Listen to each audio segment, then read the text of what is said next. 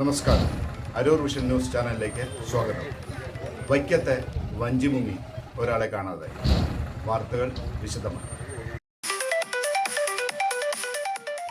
വൈക്കത്തിന് സമീപം വള്ളം മറിഞ്ഞ് ഒരാളെ കാണാതായി. 22 പേരെ രക്ഷപ്പെടുത്തി. വൈക്കം ചെമ്പിന് സമീപം മൂവാറ്റുപുഴയാറ്റിൽ വള്ളം മറിഞ്ഞ് ഒരാളെ കാണാതായി.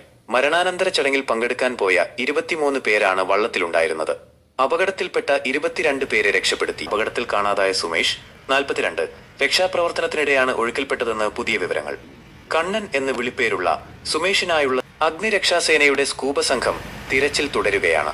മൂവാറ്റുപുഴയാർ വേമ്പനാട്ട് കായലുമായി ചേരുന്ന ശക്തമായ അടിയൊഴുക്കുള്ള ഭാഗത്താണ് അപകടമുണ്ടായത്. കാട്ടിക്കുന്ന് തുരുത്തിനും നടുത്തുരുത്തിനും ഇടയിലുള്ള മുറിഞ്ഞ പുഴയ്ക്ക് സമീപം ഇന്നലെ ഉച്ചയ്ക്ക് 1:30 സംഭവം. വള്ളത്തിലുണ്ടായിരുന്ന സ്ത്രീകളടക്കമുള്ള 22 പേരെ ഉടൻ തന്നെ രക്ഷപ്പെടുത്തി. കാണാതായ സുമേഷ് അപകടത്തിൽപ്പെട്ടവരെ രക്ഷപ്പെടുത്തുന്നതിൽ സജീവമായി പങ്കെടുത്തയാളാണെന്ന് ദൃക്സാക്ഷികൾ പറയുന്നു. തടിയും ഫൈബറും ഉപയോഗിച്ച് നിർമ്മിച്ച എഞ്ചിൻ ഘടിപ്പിച്ച വള്ളമാണ് അപകടത്തിൽപ്പെട്ടത്. പിന്നീട് പെരുമ്പളം ഭാഗത്തു നിന്ന് വള്ളം കണ്ടെത്തിയിരുന്നു. ശക്തമായ കർക്കിടക മഴയും കാറ്റും അപകടത്തിന് കാരണമായെന്ന് ദൃക്സാക്ഷികൾ പറയുന്നു. വള്ളത്തിൽ അമിതഭാരമുണ്ടായിരുന്നോ എന്നും അന്വേഷണം നടക്കുന്നുണ്ട്. അരൂർ MLA ദലീമ ജോജോ ഉൾപ്പെടെയുള്ള രാഷ്ട്രീയ സാമൂഹിക പ്രവർത്തകർ സംഭവസ്ഥലം സന്ദർശിച്ച് അപകടത്തിൽപ്പെട്ടവരെ ആശ്വസിപ്പിച്ചു.